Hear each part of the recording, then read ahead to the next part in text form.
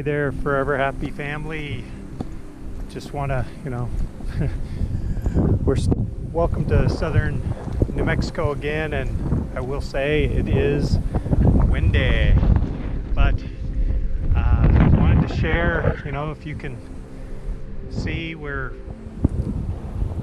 at a center of Air Force air power.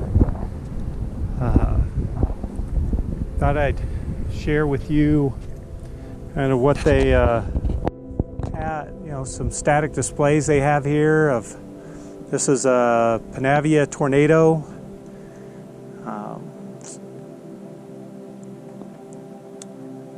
Came to the Holloman Training Center in 1996. The squadron was activated March of 2000, and today is it's one of the largest training facilities of the German Air Force. So it says German Naval Aviation Wing from Wing 1 from 1983 until 1999, when the aircraft transferred to the German Air Force. Flew with the fighter bomber wings, and until 2001 they were trained here.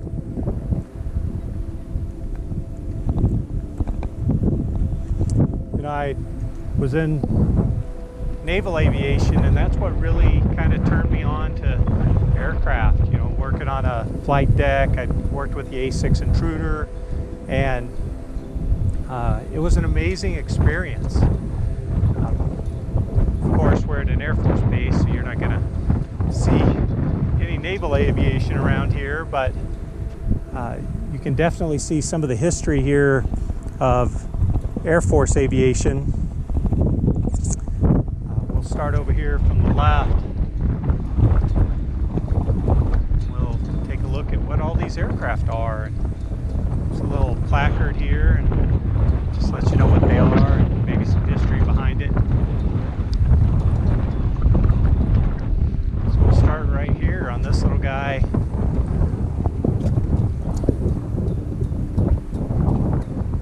It's called the P-80B. The F-80 Shooting Star was the first U.S. Air Force aircraft to exceed 500 miles per hour in level flight. It was the first American jet airplane to be manufactured in large quantities, and the first USAF Air Force jet to be used in combat. Displayed, it's the 580 Charlie, and this aircraft was manufactured by Lockheed and delivered to the Air Force on 15 March 1950. Starting December 1950, aircraft 853 flew combat missions during the Korean War with the 49th Fighter Bomber Wing from Daegu Air Base, Korea, and Suiki Air Base, Japan. This aircraft is here on loan from the National Museum of the U.S. Air Force.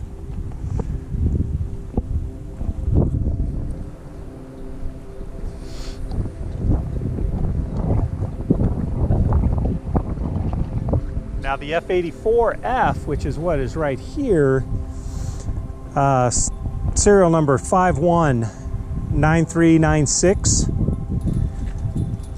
The swept wing F-84F Thunderstreak evolved from the straight wing F-84S. Republic built 2,112 F models, while General Motors fabricated an additional 599 of these. 1,301 were delivered to NATO air forces. This particular aircraft served at multiple locations with Strategic Air Command, Tactical Air Command, and the Air National Guard. The F-84 represents those flown in combat by the 49th Fighter Bomber Wing in the Korean War, although the 49th flew straight wing variants of the F-84. This is also on loan from the National Museum of the U.S. Air Force.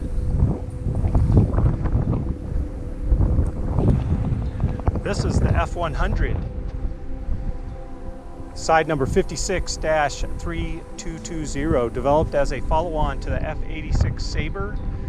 The The F-100 Super Sabre was the world's first production airplane capable of flying faster than the speed of sound in level flight, 760 miles per hour. Constructed by North American Aviation, this aircraft entered service with the 49th Tactical Fighter Wing at Étain Air Base, France in 1958, and moved with the wing to Holloman Air Base, Germany in 1959. After service with the 49th, this aircraft flew a year of combat missions from Phan Rang Air Base, South Vietnam. So we have the pleasure of being able to look at true war history here. These aircrafts actually fought and flew combat missions.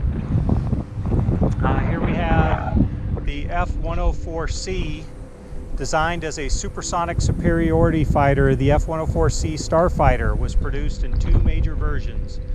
Armed with a 6-barrel M61 20mm Vulcan cannon, it served as a tactical fighter and equipped with heat-seeking Sidewinder missiles.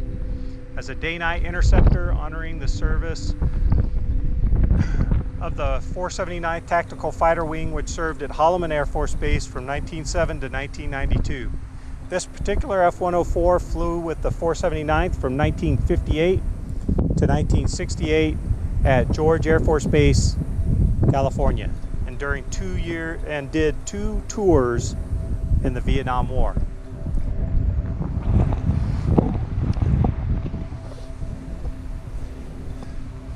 I just find it fascinating, you know, you can see as these aircraft progress in time, the size of them.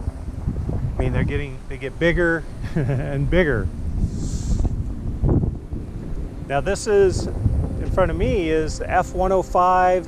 In 1951, Republic Aviation began a project to develop a supersonic tactical fighter bomber to replace the 84F.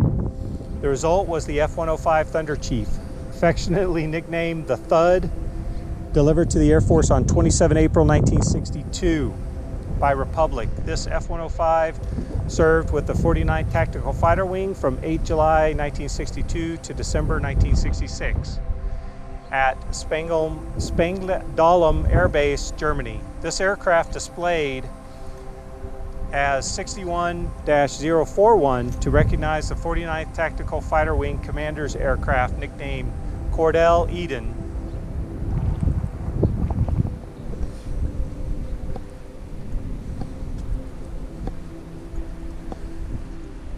Now, this guy is the QF-106A, and this F-106 all-weather interceptor was developed from the Convair F-102 Delta Dagger. The first F-106A Delta Dart flew on 26 December 1956. Production ended in late 1960 after 277 of them were built. Manufactured by Convair in 1958, this aircraft first served at Holloman Air Force Base with the Air Force Missile Development Center from 1961 to 1964 and returned to the base in the early 1990s as a targeting drone for Detachment 1 82D Aerial Target Squadron. In other words, this thing's been shot at by our own people. It was brought here to help with training pilots on targeting. Now this bad boy, the F-4C, it was able to carry twice the bomb load of a B-17. The Air Force's first F-4C Phantom II flew on 27 May 1963. Manufactured by McDonnell Douglas, this aircraft served at Holloman Air Force Base with the 366th Tactical Fighter Wing. This aircraft is displayed as 63-7535 to recognize First Lieutenant Wilbur J. Latham Jr., who shot down a MiG-21 on 5 November 1966 with this aircraft.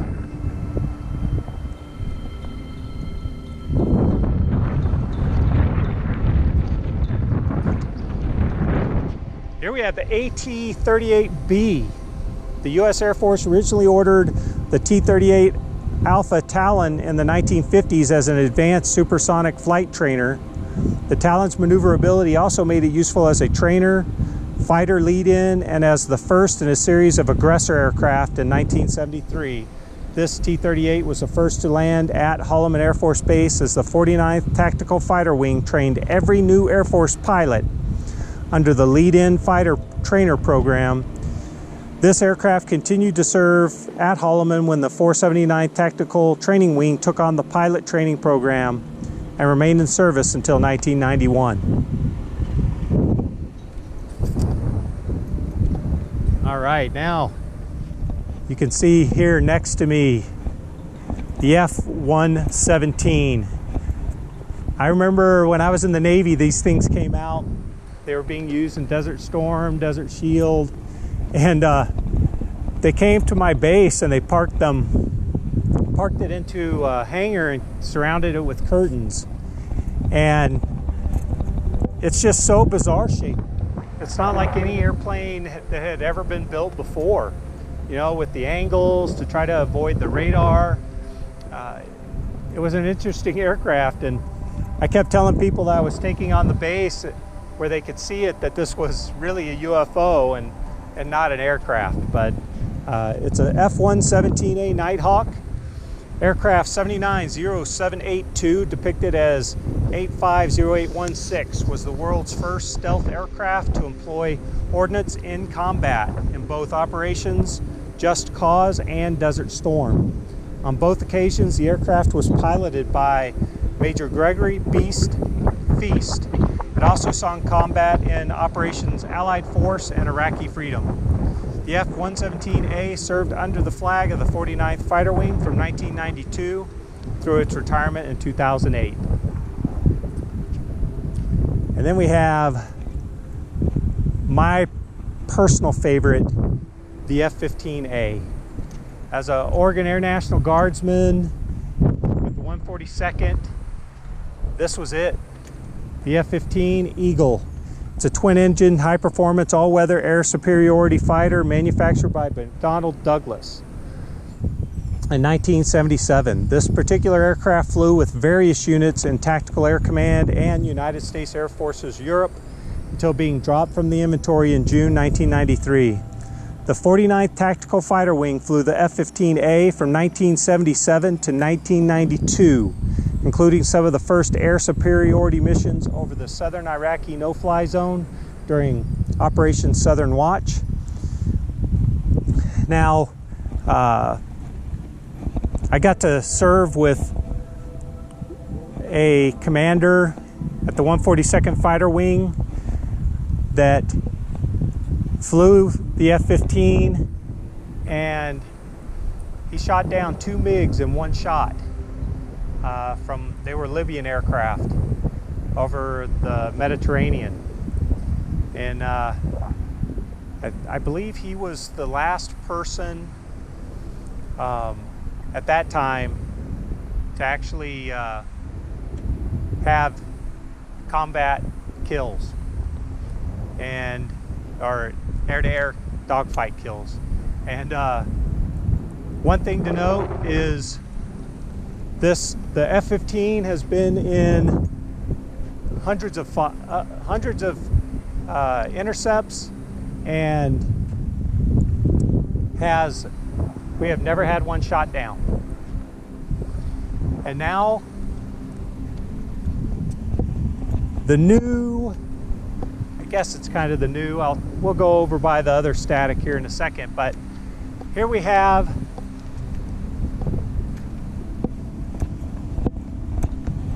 the future of aviation, which is pretty much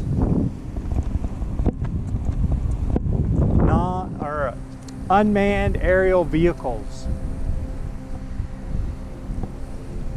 You can see it looks wide-winged like a glider. This is what's called the MQ-1 by General Atomics. The Predator is a remotely piloted aircraft used primarily by the United States Air Force, initially designated in the early 1990s as the RQ-1 for aerial reconnaissance. and forward observation roles. The Predator became known as the MQ-1 when it was modified to carry and employ two AGM-114 Hellfire air-to-surface missiles.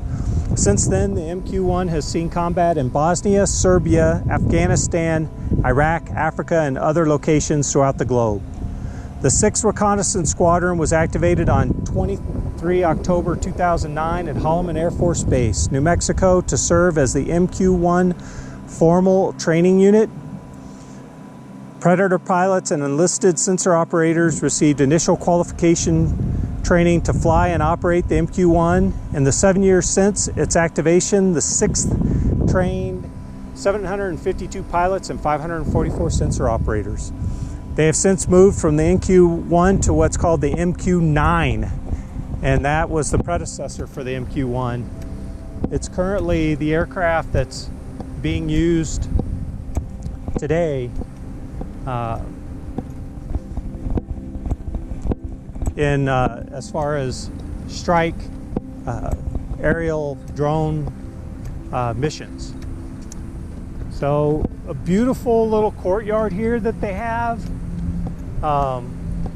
It's kind of set up here right inside the gate of the base, and we're gonna go kind of check out. Looks like they got the fountain turned off, but they have kind of a dedication here for our POWs and MIAs.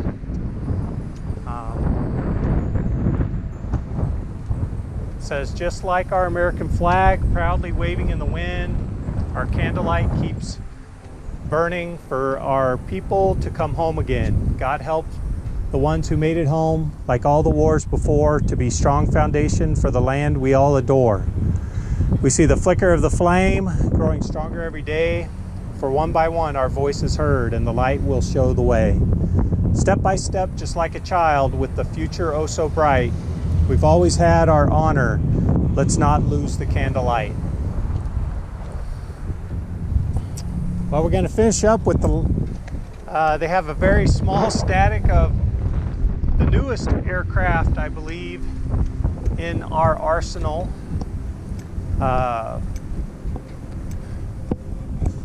And we'll go up here and check it out. You can see it's right here in the middle of everything. And usually they have, you can see the poles around here. They'll have a lot of times the flags of all of our allies flying here, but the wind is really, really strong. So that I'm pretty sure that's why they're not flying any of those flags.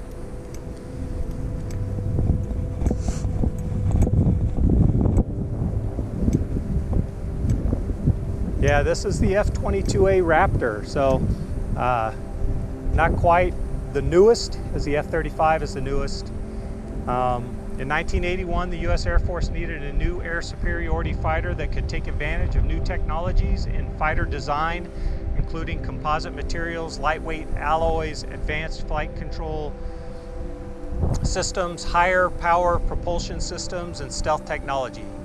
Lockheed Martin's F-22 won the design competition in April of 1981, and the rollout ceremony for the first F-22 Raptor occurred in April 1997. The Raptor successfully completed its initial operational and test evaluation in 2004, and the program received approval for full rate production in December 2005. Operational aircraft were designated F-22As after the retirement of the F-117A Nighthawk. In 2008, the 49th Wing operated the F-22A from June 2008 until April 2014, and is the only wing in the Air Force to have successfully operated two stealth type aircraft, and is the only active combat wing to have flown a stealth aircraft in combat. I wonder if that's still accurate today. We don't see a whole lot of air-to-air I guess challenges these days. We do have air superiority. So that's it. I hope you enjoyed this tour of the little courtyard here with all the static displays at Holloman Air Force Base. I hope you've enjoyed it. And I hope things are starting to turn more normal for you. You know, I finally am starting to be able to serve again, and yeah, it's great. So just remember, stay safe, keep smiling, and be happy. Until next time, and there's going to be a next time. So I encourage you, subscribe, hit the bell so you can be notified that we've got a new video up. Who knows what you're going to learn about in that one. Until then, goodbye.